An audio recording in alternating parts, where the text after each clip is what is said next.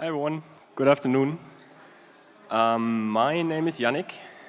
I'm from Shutter Network. And what we usually do, or what our main mission is basically, is MEV minimization. So we want to reduce the MEV available, but we do acknowledge that this is limited. We can't minimize to zero. There will always be some left. And we need to make sure that the remaining MEV will be extracted efficiently and without many big externalities. And therefore, we've been looking into these techniques like PBS, and in particular MEV boost more recently. And yeah, just to check how they work. And we realized that a technique we use for minimization, namely threshold encryption, can work very well to improve these proposals and make them more secure and less trusted. And this is what I'm going to talk about basically. And it's general about PBS, but now in particular about MEV boost, because this is kind of the most concrete proposal, but we hope that it will also inform like future PBS proposals as well. But yeah, for the talk I will focus on MEV boost. So to review the problem, we already heard about it today a couple of times. We want to separate builders and proposers. And MEV boost now adds an entity called the relay to reduce trust assumptions between them, because without them, one naive way to separate the two would simply be to let the builder produce a block and send it to the proposer, and the proposer would then sign it. But then the proposer could do a so-called MEV stealing attack. They could just look in the block, see what MEV was extracted, and redirect the rewards to themselves. This means this would only work if proposers are trusted, but unfortunately there's lots of proposers, or fortunately there are lots of proposers, so there's, this is just no way this would work. Maybe a smarter way to do it would be for the builder to not send the full block to the proposer, but only send the header. Then let the proposer pick a header, sign it, and once the builder sees the signature, only then the body will be revealed. Then MEV stealing wouldn't work anymore because, the proposer doesn't see the content of the block before they already committed to one. But unfortunately, there's another attack possible here called block withholding. The builder can simply not release the body of the block, meaning the slot will stay empty and the proposer will lose money, and they will not earn anything during that slot. So this does only work if builders are trusted. There's less builders than, and there's probably going to be only very few builders, but still we don't want to trust builders because we want to have it should be very simple, very easy to become a builder, and if you need trust, then this will be much more difficult. So therefore, MEV boost adds this relay in the middle, kind of as an isolator for trust. With the relay, the process looks like this. The builder basically combines the two approaches. The builder sends the full block to the relay, and the relay does this header signature body game with the proposer. This is nice now because builders and proposers don't have to trust each other directly, but they do have to trust the relay. Because now the relay can basically do these kinds of attacks, but yes. So this kind of fixes the immediate problem, but it also has some side effects, and it's namely that, and it's not very, very beautiful in a way. So we would like to solve these problems. Basically, we don't want to allow the relayer to perform these kinds of attacks, MEV stealing and block withholding. We also don't want to allow them to censor. Like in this setting, you can see the relay is right in the middle. They can censor blocks from the builder and not relay them to the proposer, depending on, for example, which transactions are in there. It's also probably a very heavily centralized position, the relay. In principle, again, it's an open system. Anyone can become a relay, but they need to convince both builders and proposers to trust them. So this will be very hard for new relays to do, if there's already competing ones.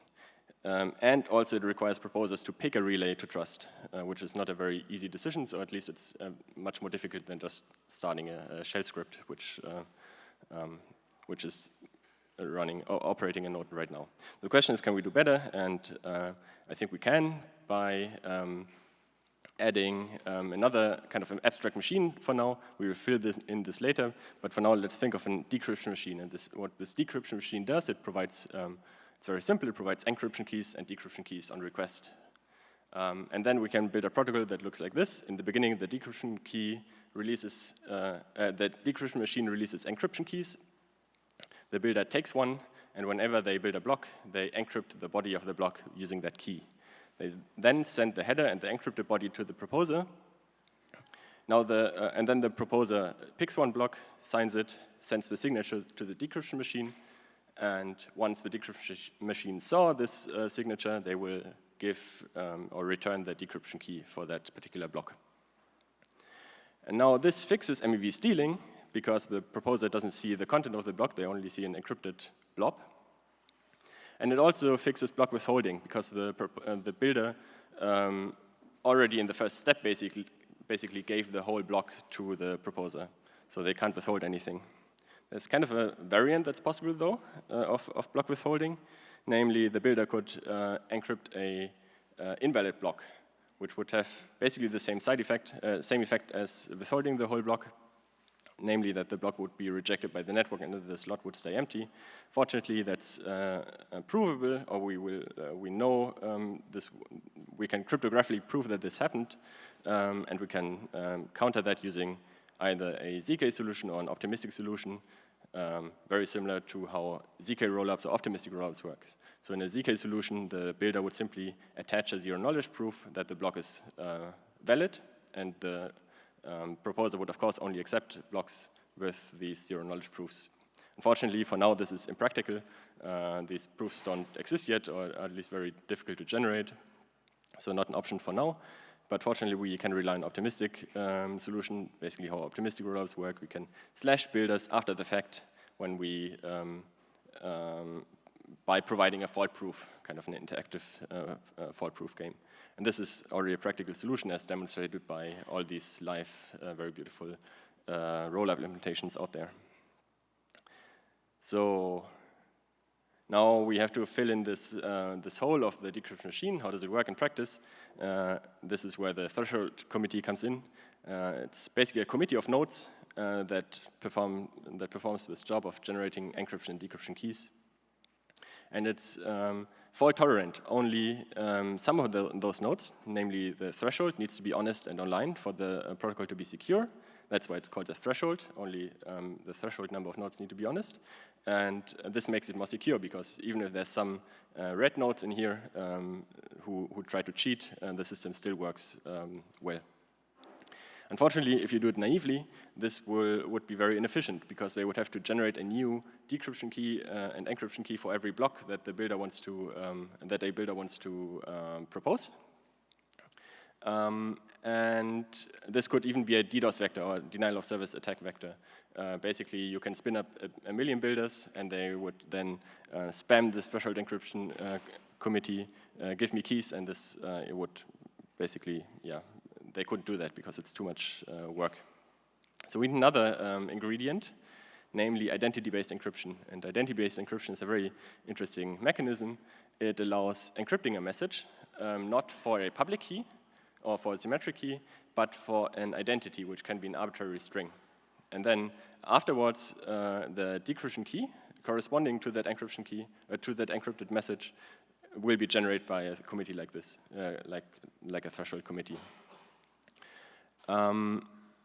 And yeah, the way it works like this, like assuming Alice wants to send a message to Bob, the process would be that the committee generates first kind of a master encryption key and distribute it to everyone. And now Alice would encrypt the message to Bob using the master key, but also the identity of Bob. For example, it's his email address, bob@ethereum.org. And Bob would receive this message. They couldn't decrypt it immediately because they don't have a decryption key. They don't have anything, basically. And they would ask this committee, the threshold committee, to provide them the key. So Bob would say, I'm Bob. I own bob@ethereum.org. Please give me the key. And they would then send the key in the form of key shares to Bob, and then Bob could decrypt this message using that key. How do we apply it in our protocol? We use the block hash that, so to recall, the builder wants to send a block to the proposer, and the builder will now encrypt the block using the block hash as an identity. This means that all the blocks can be decrypted independently from each other. So only one block will always be decrypted. It's also very efficient because you only need to run this DKG phase once, so only one key has to be generated ever, basically. And for decryption key, it's also very efficient. It's basically just a linear message overhead. Basically, only threshold nodes, only T nodes of this committee have to send a message for the decryption. Okay, so putting it all together now, these different techniques, starting with the committee, the threshold committee, they will in the beginning generate a key, broadcast it to everyone. Bob will receive the key. They will, not Bob, the builder. The builder will, or all builders will build blocks, encrypt the blocks using this encryption key, using the hash of the block as identity, send the header and the encrypted body to the proposer. The proposer will pick one based on who pays the most, whose bid is the highest. They will then sign it and send the signature to this committee, the threshold committee. The committee will respond with the decryption key shares, and now the proposer can decrypt the block and send it to the network, and everyone is happy. And on the side, we have this builder slashing contract that will hopefully never be used. So we need to look into, this is the protocol, how it works, but we should look into things, how they could go wrong, basically misbehavior by the committee. And again, they can do these two types of attacks, block withholding and MEV stealing. Block withholding would, in this system, look basically like refusing to decrypt refusing to release the decryption key. But now this cannot be done by a single entity like the relay. It can only be done by a certain fraction of the whole committee. And you need, concretely, you need n minus t nodes. Could be, for example, depending on how t is chosen, 1/3 of the nodes. There's little incentive to do so, fortunately, and it's potentially mitigatable by the builder. So the builder could, if that were to happen, the builder could simply send the plain text body to the proposer, assuming, of course, the committee doesn't collude with the builder. So this attack we're not so scared about. Of course, the more dangerous one is MEV stealing. This would look like basically that the committee now decrypts a block they're not supposed to, and before they're supposed to do that. And that's very scary, but fortunately this is very difficult because it requires more than the threshold of nodes to attack, more than 2/3 of all nodes, for example. There's high incentive for it because they now can make money out of that by, of course, stealing the MEV.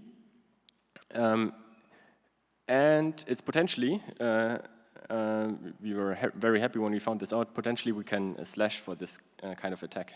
But as we will see later, there's also a counter mechanism, so it's not all perfect. So how would the slashing work?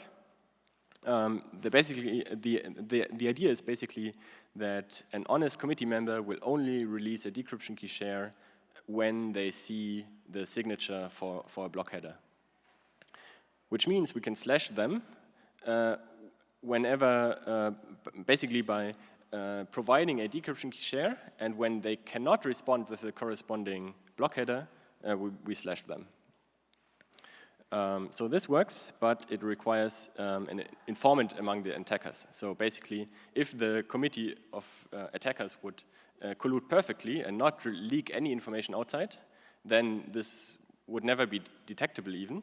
But if there's even one node who gets access to these shares and releases them to the slashing contract or to the public, then this slashing mechanism might work. And I think that's a very, not a very strong assumption, because if the committee is large, imagine there's like 200 nodes in that committee, making sure that there's not even one good guy among the attackers is very difficult. But unfortunately, there's as I said, a counter strategy. The committee could select a coordinator, and now they would only send the decryption key shares to this coordinator. And now of course, now this coordinator could slash everyone, but they can opt into another slashing contract. They could say, I get slashed whenever any of the keepers or any of the committee members get slashed. And now this is now a situation of basically mutually assured destruction. Both the attackers can slash the coordinator and the coordinator can slash the attackers, but no one would benefit. They would all basically punish themselves. So this might be a mechanism to keep themselves honest, and which basically means that this slashing mechanism might not work as well as we had hoped. But fortunately, it's still a very difficult attack to pull off, because you need so many collusion in this, so big collusion in the committee. So big question now is, of course, who's in the committee? The process how such a committee would be formed would basically be permissionless, like similar to the situation in plain MEV boost. Anyone can launch a relay. Now anyone could propose a committee. The only challenge would be, of course, to convince builders and proposers to accept this committee. I think in practice, a good solution would be to start with trusted community members or organizations similar to these organizations that would run relays today. For example, Flashbots, Bloxroute, maybe the Ethereum Foundation. They could form a committee that would, in the beginning, be very small, but it could grow over time to make it more secure. And at some point, we could switch to from hard coding the members to a open process. So and then the proposers and builders would only have to trust the process and not the individual members. Yeah, but it's a bit of an open question how this would work, but I think it's easy to figure out over time. One important thing to look at is latency. So the reason is that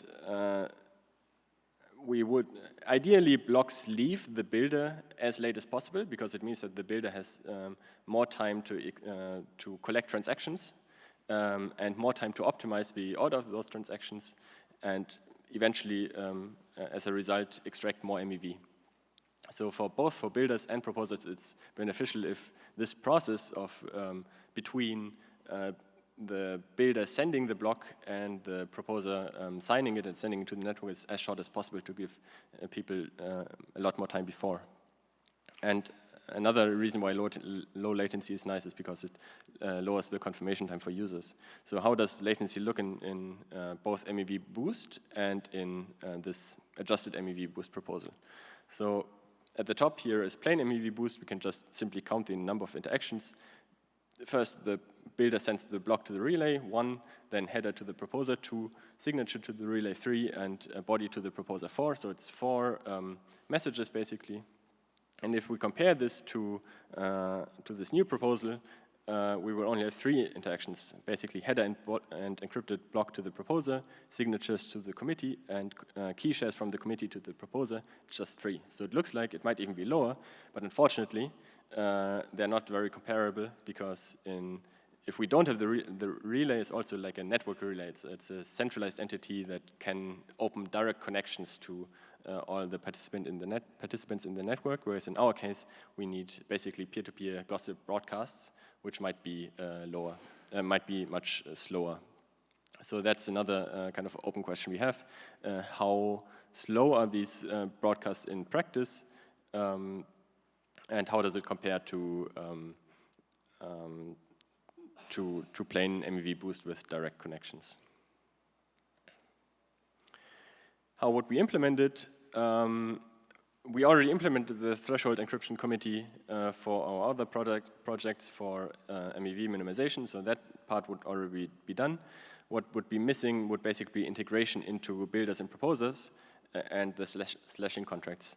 If we would implement it, we could probably reuse the existing APIs that have been already defined for the relays in MEV boost, so we would probably not need any protocol changes, but we would have to implement these kind of proxy contracts that look like a relay to builder and proposer, but perform all these networking and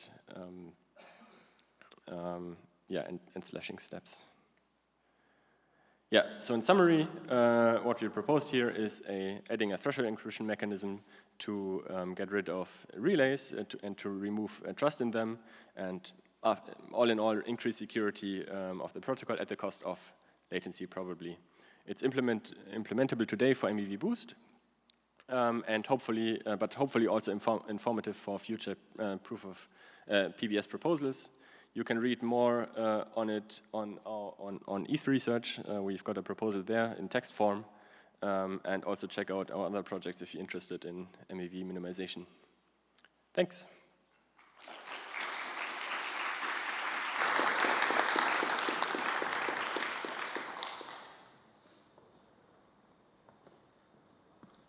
Hey there. Sorry if I missed this, but how do the, in the decryption machinery, how do the committee members agree or come to consensus on the encryption key together, such that you don't have like a nefarious user who basically just front runs the other ones and says this is the encryption key and this is the decryption key, such that if that person is also running a, is the proposer, right, they could effectively know immediately if they're able to, basically if they are this front runner, they give the encryption key that they already have the decryption key for.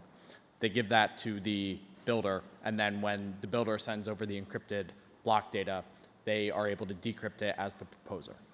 Does that make sense? Yes. So I think, if I understand correctly, so basically this committee generates a key as a whole, and they can just sign it basically. They can sign the key, and then of course proposers and builders first have to select a committee so they can then check, authenticate basically the key against them to make sure that it was created by them. And as I said, this only has to be done once, so it's not a process that has to be repeated very often. And then the decryption key can of course be validated against the encryption key, so that's then not a problem anymore. So basically signatures.